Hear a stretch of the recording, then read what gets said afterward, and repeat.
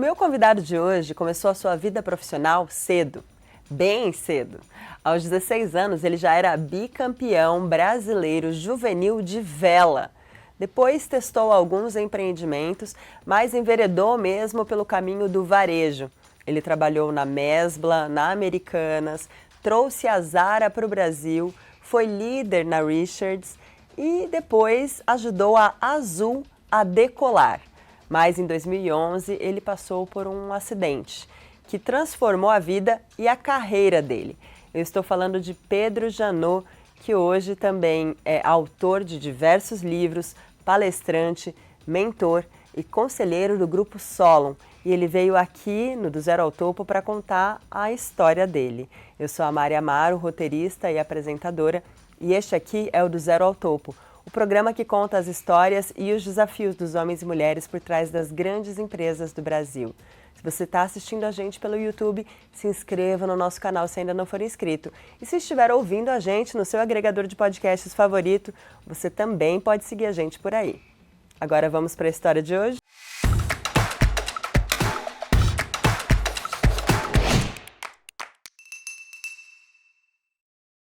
Pedro, muito obrigada por ter aceitado o convite para vir aqui no nosso estúdio para contar um pouco da sua história linda de superação, de desafios que você enfrentou. Obrigada. Eu que agradeço a oportunidade e vamos à primeira pergunta.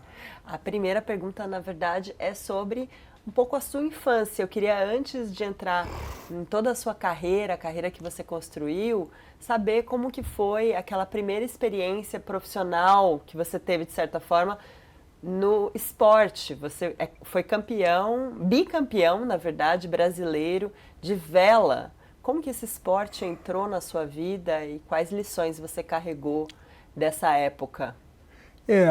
Vou dar um passo atrás e chego rapidinho no esporte. Eu perdi a minha mãe aos 10 anos de uma forma bastante trágica. E meu pai falou o seguinte para mim, e eu soube da forma que ela morreu desde os 10 anos. E meu pai falou para mim que não gostava, ninguém gosta de gente triste. Então isso tem um ponto. Eu já com 13 anos estava andando de barco com amigos que tinham acesso a barcos, uns barcos de madeira chamado Pinguim, em que a gente mexia o tempo inteiro tentando fazer ele mais hidrodinâmico, aerodinâmico, era um barquinho escola muito interessante. Quando chegou uma classe de barcos chamado Laser, e eu fui o último dos meninos a entrarem nessa classe. Eu fiquei no Pinguim mais um ano e depois entrei. E aí começou, a gente competia, esse grupo de 20 garotos competiam até cuspe em distância. Quem chega primeiro lá, era uma competição muito forte em tudo. E isso se transferia para dentro d'água. Então, dentro d'água, éramos muito competitivos. Quando chegou o segundo campeonato brasileiro da classe Laser, eu fui 6º colocado e primeiro campeão brasileiro júnior. Isso eu estou falando 1975, 74. E no ano seguinte também. E por que eu falo isso? Porque a vela, ela te demanda, eu estou velejando aqui, tá? Eu estou com a cana de leme aqui, com a extensão. Ela demanda concentração na velocidade do barco, análise estratégica da onde estão os seus inimigos, seus concorrentes, onde é que está a boia de chegada, onde é que está a rondada de vento, porque o vento não é uma coisa estável, ele muda. A distância entre as ondas, o tamanho das ondas, onde é que está a maré saindo, a maré entrando. Enfim, uma série de variáveis que estão no mundo dos negócios. Então, isso foi uma coisa muito forte que eu trouxe dentro da vela E eu fazia, inclusive, cada regata eu fazia uma análise de forma intuitiva de como tinha sido o meu desempenho, por que eu tirei terceiro e não primeiro, por que eu tirei o oitavo e não primeiro. E no final da história, eu sempre andava ali entre o primeiro e o terceiro, primeiro e terceiro. E isso me trouxe uma bagagem muito grande de tudo isso que eu falei. E você também levou um pouco dessa experiência que você tinha com a vela para o empreendedorismo, que você começou a empreender muito cedo, muito jovem. Foi. Como foram essas experiências? Você teve um açougue, inclusive? Tive um açougue, mas vou contar primeiro na vela. Essa extensão que eu estou segurando aqui, velejando, é um pedaço é um tubo que te leva à cana do leme. Então, ela é uma extensão da cana do leme e, na época, era tudo importado, tudo carésimo, etc. E eu falei, puxa, eu vou pegar um cano de PVC flexível, da medida tal, e vou fazer essa extensão, vou fazer uma marca e vou vender para os meus amigos. Então, isso começou de forma muito tenra, mas trabalhávamos fim de semana à noite, eu e meu irmão. Tinha logomarca, chamava-se Pabgin, Pedro André Barcelo Janão Marinho, era a marca que nós chupamos uma marca americana e fizemos um logozinho e colocamos. Claro que esse negócio não foi adiante porque com 14, 15 anos, você não tem muita ferramenta para ir em frente. Então, essa foi uma experiência. A do açougue foi que nós morávamos, fizemos um movimento, eu, Débora, já casado e com 2 filhos, fomos morar na Serra do Rio de Janeiro, em Araras. E essa ida para Araras, de novo, fazia alguma coisa para Débora, minha mulher, que é bastante empreendedora, fazer alguma coisa e, quem sabe, se desse certo, a gente podia largar o trabalho, que naquela época era Richards, e sair fora. E a ideia era transformar uma açougue que em São Paulo já tinha a Vessel. A coisa estava caminhando super bem, controle de estoque na unha, controle do caixa, qualidade da... Enfim, tudo que a gente queria oferecer, estávamos oferecendo. Até o dia, num carnaval, um ano depois, o carnaval, o sócio entra no caixa, pega todos os cheques, na época não tinha cartão, pega todo o dinheiro e vaza. E aí eu estou sentado com Débora domingo à tarde, fechando o caixa. Sei lá, ele passou no caixa às 2 horas, de 3 em diante foi o que nós pegamos. E estávamos literalmente falidos e estávamos dentro do plano Collor. Então isso é 90. O outro eu estou falando 20 anos atrás, 15 anos atrás de 90. Então, essa experiência do açougue me custou $10 mil na época, que era muito dinheiro para um casal que tinha 27, 28 anos. E aí a vida executiva falou mais forte. Agora eu quero entrar então nessa vida executiva, porque você fez carreira no varejo, trabalhou em empresas icônicas desse mercado, mas a sua primeira experiência foi na Mesbla, é isso? Como que foi essa entrada? A história foi o seguinte, eu fazia engenharia e essa engenharia era engenharia civil, eu estava no 4º ano de engenharia civil, devendo umas 3 matérias para trás e as matérias do último ano. Eu tomei um ódio, eu fiquei com um pavor a engenharia civil, sabe? Um negócio assim irracional. Por causa dessa questão de Eu fiz peso e tudo mais. Não, eu fiz muita força para estudar, estava muito fora do meu contexto pessoal. Não era um curso que você amava também? Não, pelo contrário, eu odiava, né? Para passar em probabilidade estatística foi uma loucura. E eu abandonei a faculdade de engenharia e fui fazer administração. Mas de uma passagem de perna para outra, eu fiz um curso de férias na SPM de gerência de marketing. Quando eu saí daquele curso, eu saí completamente decidido, né, a abandonar a Mesbla e fazer a faculdade da época Cândido Mendes, que era uma faculdade em Ipanema, enfim, famosa, tinha um bom curso, e eu podia fazer à noite, ou seja, trabalhava na Mesbla durante o dia e estudava à noite. Então foi essa forma que eu entrei. Com esse desapego da engenharia e vontade de fazer alguma coisa ligada a consumidor, eu fui parar num plano de trainee da Mesbla, que estava fazendo uma transformação no seu departamento de compras. Mas o senhor já trabalhava na Mesbla antes, ou não? Não.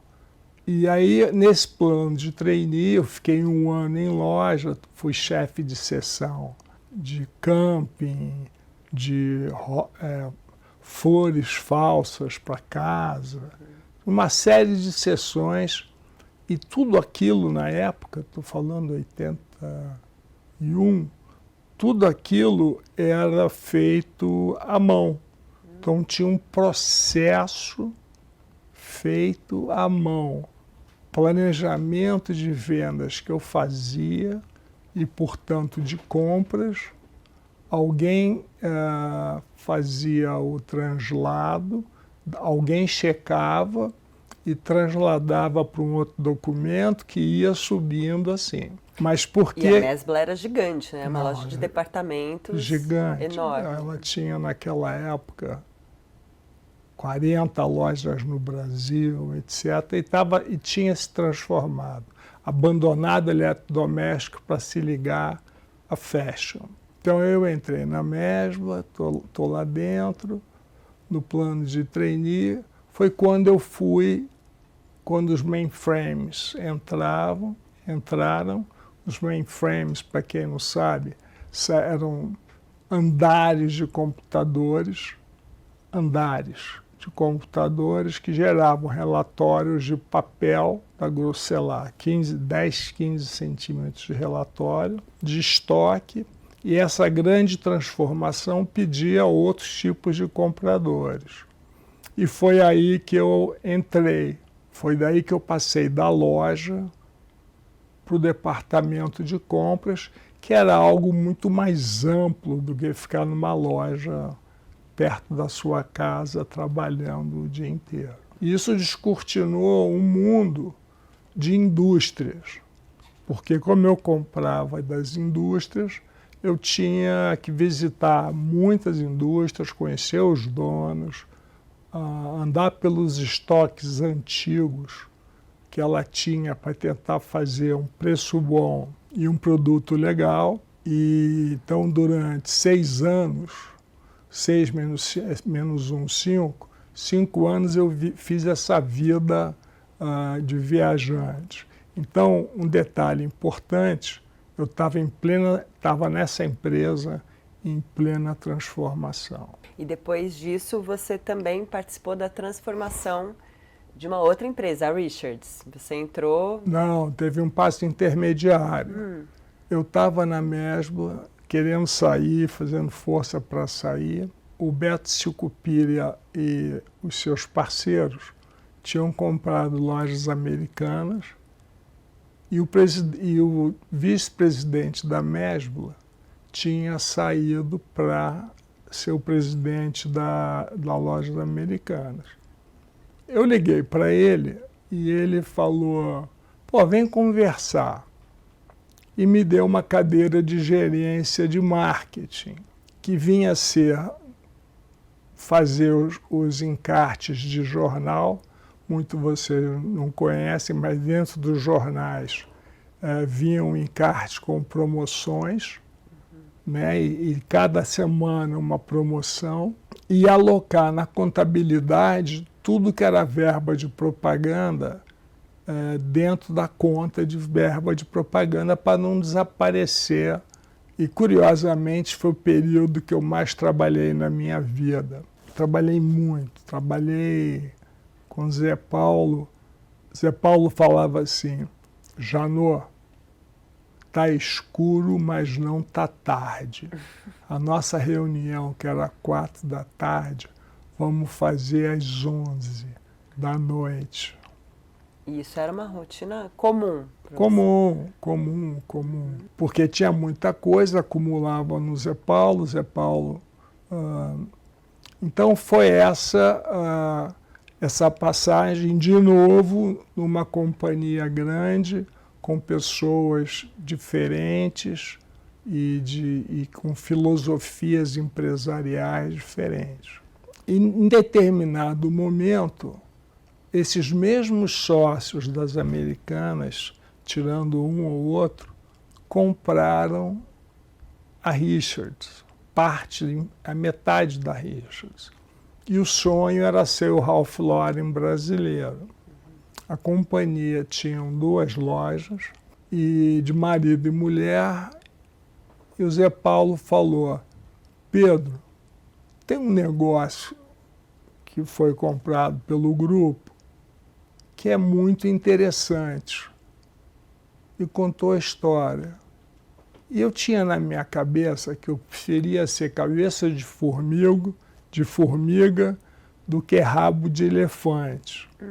Ser uma pessoa que toma decisões em uma empresa menor do que ser alguém que não consegue tomar essas decisões numa empresa grande. Gigante. Exatamente. Quando cheguei lá, a roupa era maravilhosa, as pessoas desejavam muito a companhia, o produto, mas estava tudo atrasado, tinha uma indústria, tinha uma gestão de estoque, gestão de compras, gestão de vendas. Isso era feito por um casal que tinha ganho muito dinheiro, conforto, e curtiram o que eles gostavam de fazer nesse período. E fiquei na Richards por 9 para 10 anos. Você virou CEO muito rapidamente lá. Eu virei CEO de fato, mas não de direito, porque a companhia não tinha essa, porque era eu e Ricardo, o dono, tocando todas as decisões do dia a dia, e muito mais eu do que ele, a ponto de, em vários momentos, perguntarem, quando ele passava pela companhia, estou falando isso com muito carinho, quem é ele? Eu falei, não, esse é o dono da companhia. Achavam que eu era o dono, que eu estava pedindo dinheiro emprestado, pagando juro alto em determinado momento. Mas o que importa é que foi uma experiência feliz. Sim. Que a companhia saiu de 2 lojas, foi para perto de 40 lojas, se profissionalizou, estava entrando numa nova época. Então, de novo, eu estava fazendo um startup ou re-startup de uma companhia com pessoas brilhantes, que era Ricardo e a sua mulher, Sandra Graham, e vivi uma experiência riquíssima de foco no consumidor, foco no detalhe, porque fazer roupa de qualidade, você tem que ter muita atenção. Sabe aquele botão que você chega em casa e ele cai no... Isso tem sido, agora é menos comum, que as máquinas fazem o fechamento. Mas é um nozinho que você fazia assim no botão, que ele não caía. E a indústria inteira brasileira não dava esse nozinho. Então os nossos botões não caíam. enfim, eram roupas indestrutíveis pelo tempo.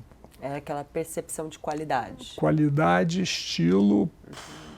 Bom, com 10 anos de companhia, teve um episódio entre eu e Ricardo em que ele pegou a bola para ele.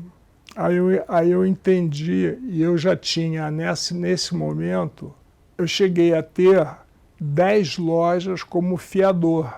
Ou seja, eu era alguém muito importante na companhia. Fiador por quê? Porque documentos de Ricardo, Sandra, tinham companhias antigas que tinham que esperar, que não podiam ser, etc, etc, etc. Fiador e primeira responsável. Quando deu 9 para 10 anos de companhia, eu vi que eu estava me apequenando para o meu potencial. E Ricardo pediu a bola para ele, eu falei, o momento é agora.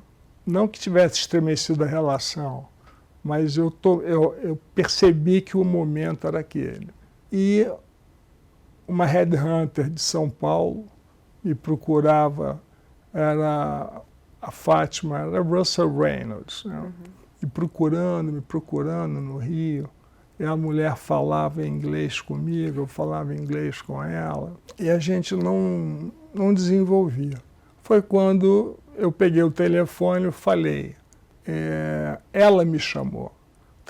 O processo vai fechar semana que vem. E vai ser o cara que vai ser. Você está dentro do processo? Eu falei, tô. E o processo e a nova companhia queriam duas coisas. Um cara que tivesse trabalhado com os trapos e um cara que tivesse feito startup de uma companhia. Estava eu, então, como CEO da Zara, para trazer a Zara da Espanha para o Brasil. Fiquei um processo cultural de quase 10 meses ficando na Europa, voltando ao Brasil a cada 40 dias, e vivi a Europa inteira para conhecer as diferentes matizes da Zara, quais as adaptações, a cultura de cada região, e a cultura da Zara, que era única. Então, a cada trimestre, para apresentar resultado, estava eu lá com a Amancio Ortega, apresentando resultado, aflitíssimo, porque a Zara não se desenvolvia. Tinha uma questão cultural para o desenvolvimento dela aqui também no Brasil. Tinham dois problemas. O primeiro problema era a roupa que não se adaptava ao Brasil. Primeira coleção de biquíni que veio, dava para fazer 3 biquínis, um biquíni fazia as 3 para as brasileiras. Sim. Apesar de eu ter falado às minhas compradoras, as minhas tradutoras de mercado eles falaram, esses caras não sabem nada. Vendemos esse biquíni na Europa inteira, vamos vender no Brasil também. E começaram a ter essa guerra. Cheguei a ter 3 anos com roupa preta para Réveillon. Ah, porque lá se usa roupa preta no Réveillon. Porque lá é Noche Vieja, Noche Vieja e frio dentro de casa. Aqui é Ano Novo, todo mundo na rua, todo mundo de branco e suas versões branco com amarelo, branco com azul, branco com qualquer coisa. Então eram coisas que, quando acontecia, era uma loucura. Foi quando teve uma virada importante, quando nós conseguimos entrar no Iguatemi São Paulo. E aí, com isso, eu entrei na Faria Lima. Então o mercado financeiro, começou a falar entre si que a Zara tinha entrado no Brasil. Eu já tinha 4 lojas, Morumbi, Anália Franco, Barra Shopping, Rio Sul. Mas foi a virada mesmo? Foi a grande virada. E na abertura foram feitas. Quando você está em confecção, fornecedores fazem rolos, ou faziam rolos, de 10 metros, 15 metros, para você fazer as suas amostras. Então, a mulherada pegou esse monte de rolinhos, fizeram coisas maravilhosas e foi um corre-corre dentro da loja. Aí a Zara pegou no breu. A adaptação ao produto continuou, mas ela já era vista de outra maneira. E eram lojas de 2.000 metros, que você ficava olhando, como é que eu vou fazer esses 2.000 metros serem rentáveis?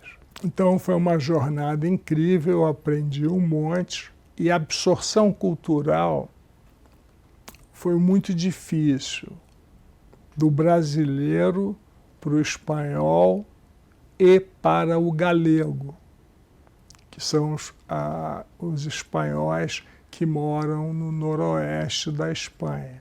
Muito difícil, porque, por exemplo, os galegos faz uma pergunta e ele te responde com outra pergunta. Pergunta muitas vezes a sua opinião, né? O que tu opinas? Não, eu estou falando porque o amarelo, não sei o quê. Tá. E o que você opina? Quer dizer, o que você faria? Então, são coisas que você já, para mudar esse chip na cabeça de toda a equipe, foi longo o processo, foi doído, porque a companhia lá na Europa está cada vez mais centralizando operação dentro da própria matriz. Então, e tirando o poder, porque, de novo, eu estava solto no Brasil para fazer o que tivesse, obviamente, dentro dos critérios da companhia, mas eles falavam, você não pode dar entrevista. Eu dava entrevista, porque eu queria ser conhecido, queria acelerar. Foi quando, uma vez na Zara, o diretor de comunicações me chamou e falou, se você falar alguma coisa, enfim, qualquer ação que não seja planejada, você está fora do grupo. Aí eu falei, bom, eu não vou ficar nesse ambiente, porque eu não sou assim, vou dar um passo para fora, porque dentro do grupo eles não iam ter uma posição com essa capacidade, eu não ia morar em A Corunha, e o processo foi deixar a companhia. E depois de muito tempo no varejo, você fez uma transição para um setor bastante diferente, o setor aéreo. Você ajudou a construção da Azul no Brasil. Ainda não. Eu fui para o Pão de Açúcar, ser vice-presidente de não alimentos. Foi aquela época que a classe mais baixa teve acesso a consumo, eu queria viver isso. Então eu trabalhei numa sala com todos os vice-presidentes e o Abílio. E com uma transformação, querer que todas as lojas do grupo tivessem um padrão X na área de não alimentos. Então tinha que competir no eletrônico, roupa, etc, etc. E nesse meio tempo surgiu outro headhunter e me perguntou, Pedro, eu tenho uma coisa aqui meio exógena, meio louca para você, e sei como você gosta de tocar a banda. Tem um americano que já construiu 3 companhias aéreas e quer construir a 4ª no Brasil. Ele me contou a história que David Neeleman teve no Brasil, e filho de um jornalista da UPS. Ele, enfim, tem uma história que ele tinha o passaporte brasileiro e o americano. E ele poderia abrir uma companhia aérea no Brasil.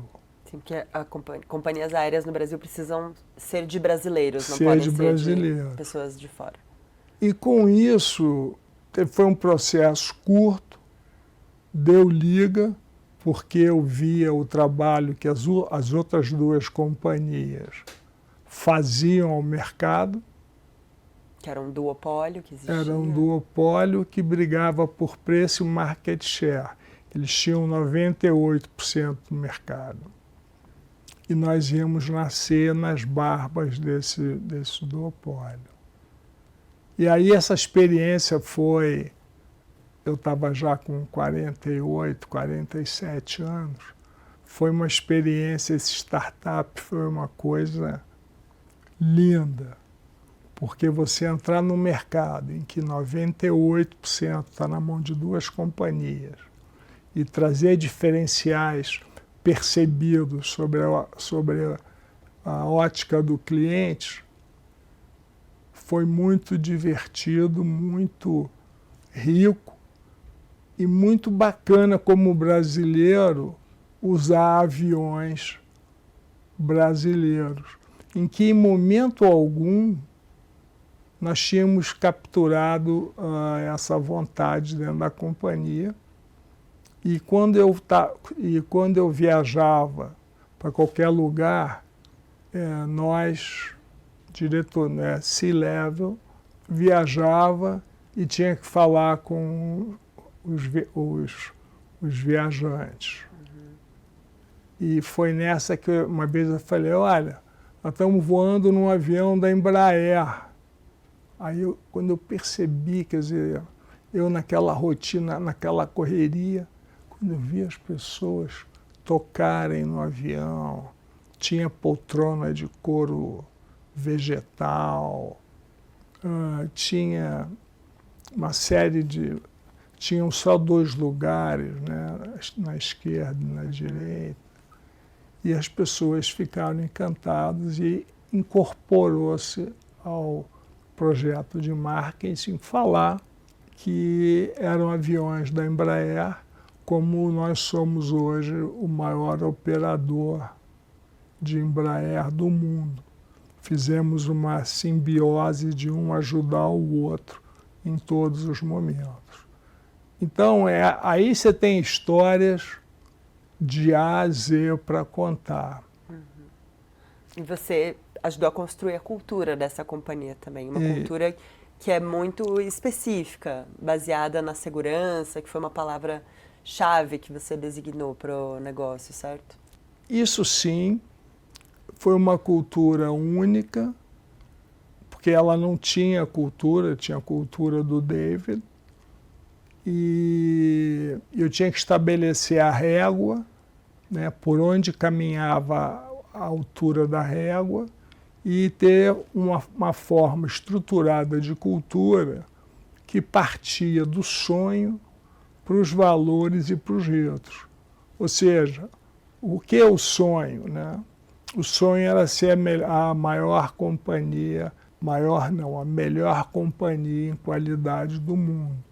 E fomos, já pela TripAdvisor, fomos 2 vezes eleitas a melhor companhia aérea do mundo, competindo com as grandes do mundo.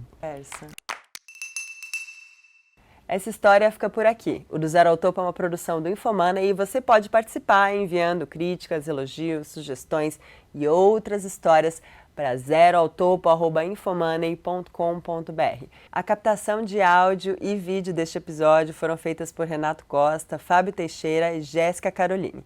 A nossa diretora é a Camila Moura. O editor é Tiago Marenhous. Eu sou a Mari Amaro, roteirista e apresentadora. Até a próxima história.